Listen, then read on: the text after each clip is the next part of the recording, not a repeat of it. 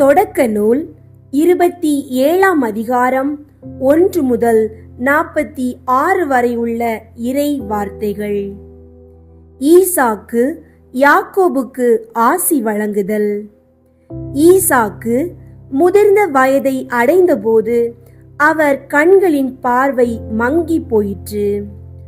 அவர் தம் மூத்த மகன் ஏசாவை அழைத்து, என் மகனே என்றார். ஏசா, இதோ வந்துவிட்டேன் என்றான்.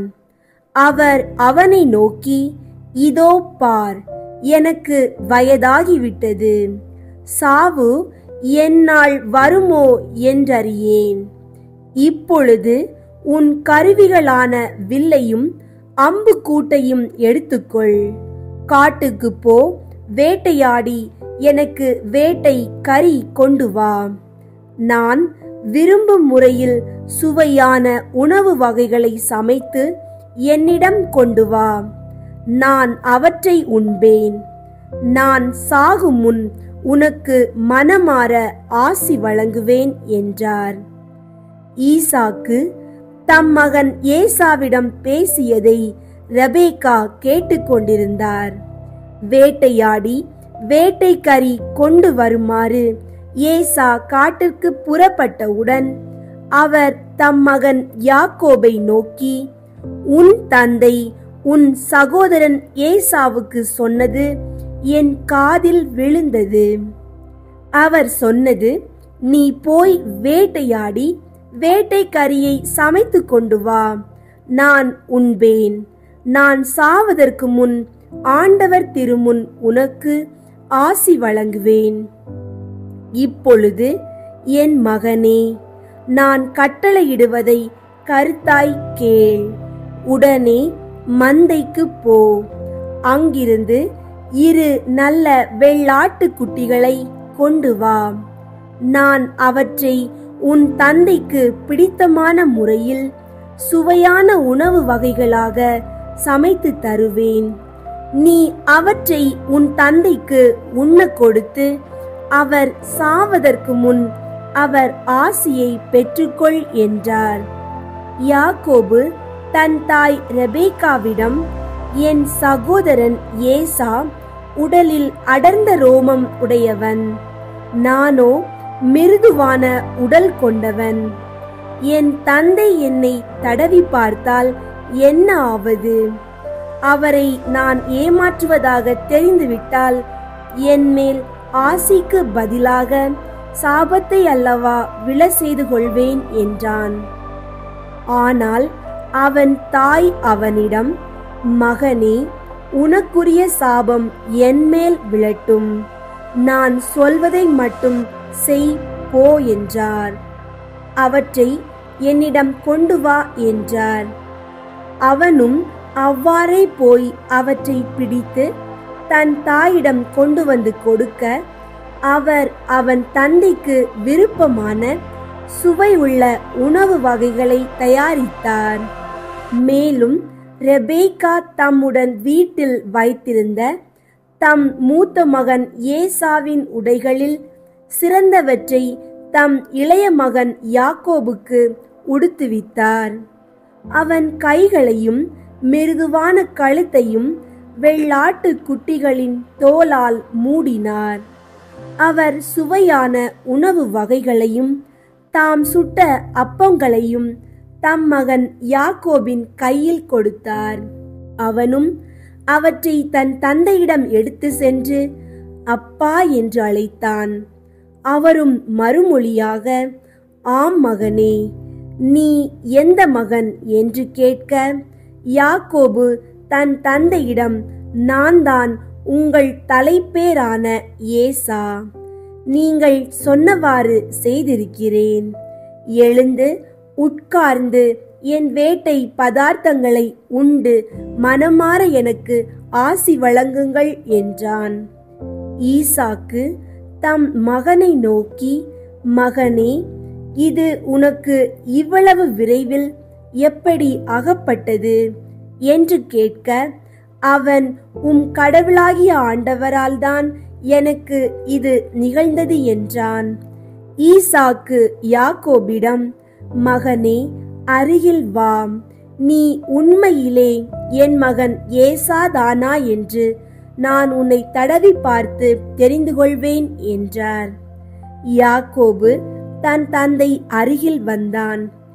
ஈசாக்கு அவனை தடவி பார்த்து, குரல் யாக்கோபின் குரல், ஆனால் கைகளோ ஏசாவின் கைகள் என்றார். அவன் கைகள் அவன் சகோதரன் ஏசாவின் கைகளைப் போல் ரோமம் அடர்ந்தவையாய் இருந்ததால் அவனை அடையாளம் கண்டுகொள்ளவில்லை. எனவே அவனுக்கு ஆசி வழங்கினார். மீண்டும் அவர், நீ உண்மையிலே என் மகன் ஏசாதானா என்று வினவ, அவனும் ஆம் என்றான். அப்பொழுது அவர், மகனே, உண்பதற்கு வேட்டை பதார்த்தங்களை கொண்டு வா, மனமாற நான் உனக்கு ஆசி வழங்குவேன் என்றார். அவ்வாறே யாக்கோபு கொண்டு வர அவர் அதை உண்டார். பின் அவன் திராட்சை ரசம் கொண்டு வர அவர் அதை குடித்தார். அப்பொழுது அவன் தந்தை ஈசாக்கு அவனை நோக்கி, மகனே, அருகில் வந்து என்னை முத்தமிடு என்றார். அவனும் அருகில் போய் அவரை முத்தமிட, ஈசாக்கு அவன் அணிந்திருந்த ஆடைகளின் நறுமணத்தை முகர்ந்து ஆசி வழங்கி உரைத்தது இதுவே, இதோ என் மகனிடமிருந்து எழும்பும் நறுமணம் ஆண்டவரின் ஆசி பெற்ற விளை நிலத்தின் வாசனையாம். வானின் பனித்துளியும் மண்ணின் செழுமையும் மிகுந்த தானியமும் திராட்சை ரசமும் கடவுள் உனக்கு வழங்குவாராக. நாடுகள் உனக்கு பணி புரிந்திடுக, மக்கள் உனக்கு பணிந்திடுக. உன்றன் சோததற்கு தலைவன் நீ ஆகிடுவாய். உன் அன்னையின் மைந்தர் உன்னடி பணிந்திடுவர். உன்னை சபிப்போர் சாபம் பெறுக, உன்னை வாழ்த்துவோர் வளமுற வாழ்க. ஏசா ஈசாக்கிடம் ஆசி வேண்டல். இவ்வாறு ஈசாக்கு யாக்கோபிற்கு ஆசி வழங்கி முடிந்ததும், யாக்கோபு தந்தையின் முன்னிலையிலிருந்து விரைந்து வெளியேற அவன் சகோதரன் ஏசா வேட்டை கரியுடன் வந்தான். அவனும் சுவையான உணவு வகைகளை சமைத்து தன் தந்தையிடம் கொண்டு வந்து அவரை நோக்கி, என் தந்தை எழுந்து தம் மகன் கொண்டு வந்திருக்கும் வேட்டை கரியை உண்டு மனமாற எனக்கு ஆசி வழங்குவாராக என்றான். அவன் தந்தை ஈசாக்கு அவனை நோக்கி, நீ யார் என அவன், நான் தான் உங்கள் தலைப்பேரான மகன் ஏசா என்றான். ஈசாக்கு மிகவும் நடுநடுங்கி, அப்படியானால் வேட்டையாடி எனக்கு கொண்டு வந்தவன் எவன்? நீ வருமுன் அந்த உணவை நான் உண்டு அவனுக்கு ஆசி வழங்கிவிட்டேன். அவனே ஆசி பெற்றவனாய் இருப்பான் என்றார். ஏசா தந்தையின் வார்த்தைகளை கேட்டு மிகவும் மனக்கசப்படைந்து பெருங்குரல் எழுப்பி கதறி அழுதான். அவன் தன் தந்தையை நோக்கி, அப்பா, எனக்கும் ஆசி வழங்குவீர் என்றான். அதற்கு அவர், உன் தம்பி கபடமாய் வந்து உனக்குரிய ஆசியை பெற்று சென்று விட்டான் என்றார். அதை கேட்ட ஏசா, யாக்கோபு என்னும் பெயர் அவனுக்கு பொருத்தமே, ஏனெனில் அவன் இருமுறை என்னை ஏமாற்றி விட்டான். ஏற்கனவே எனக்குரிய தலை மகனுரிமையை பறித்து கொண்டான். இப்போது எனக்குரிய ஆசியையும் பிடுங்கிக் கொண்டான் என்று சொல்லி திரும்பவும் தந்தையை நோக்கி, நீர் எனக்கென வேறு எந்த ஆசியும் ஒதுக்கி வைக்கவில்லையா என்று கேட்டான். ஈசாக்கு ஏசாவிடம், நான் அவனை உனக்கு தலைவனாக ஏற்படுத்தியுள்ளேன். உன் உறவினர் யாவரையும் அவனுக்கு அடிமைப்படுத்தியுள்ளேன். அவனுக்கு தானியத்தையும் திராட்சை ரசத்தையும் நிறைவாக வழங்கிவிட்டேன். இப்படி இருக்க என் மகனே, நான் உனக்கு வேறென்ன செய்ய முடியும் என்று சொல்ல, ஏசா அவரை நோக்கி, அப்பா, உம்மிடம் ஒரே ஆசிதான் இருந்ததா? எனக்கும் ஆசி வழங்க வேண்டும் அப்பா என்று சொல்லி கூக்குரலிட்டு அழுதான். அவன் தந்தை ஈசாக்கு அவனுக்கு மறுமொழியாக, உன் குடியிருப்புக்கு நிலத்தின் செழுமையோ மேல்வானின் பனித்துளியோ கிட்டாது. நீ உன் வாளினால் வாழ்க்கை நடத்தி உன் தம்பிக்கு அடிமையாயிருப்பாய். நீ கிளர்ந்து எழும்போது உன் கழுத்தில் அவன் சுமத்திய நுகத்தடியை முறித்து விடுவாய் என்றார்.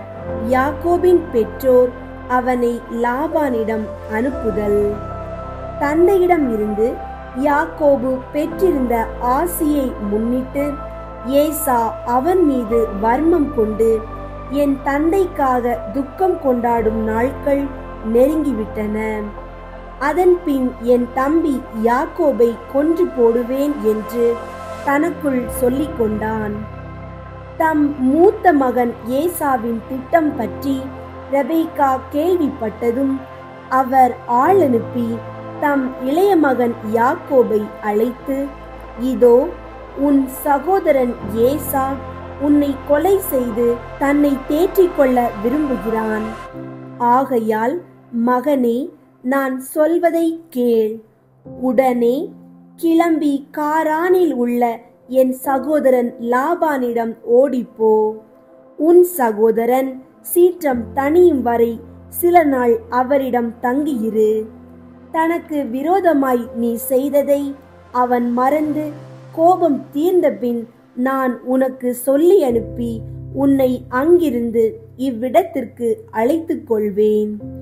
ஒரே நாளில் என் இரு புதல்வர்களையும் நான் ஏன் இழந்து போக வேண்டும் என்றார். பின் ரெபெக்கா ஈசாக்கை நோக்கி, இத்திய பெண்களை முன்னிட்டு என் வாழ்க்கை எனக்கு சலித்து போயிற்று. யாக்கோபும் இவர்களை போன்ற இந்நாட்டு பெண்களினின்றும் ஒருத்தியை மணந்து கொண்டால் என் வாழ்க்கை என்ன ஆவது என்றார். ஆண்டவரின் அருள்வாக்கு. இறைவா, உமக்கு நன்றி.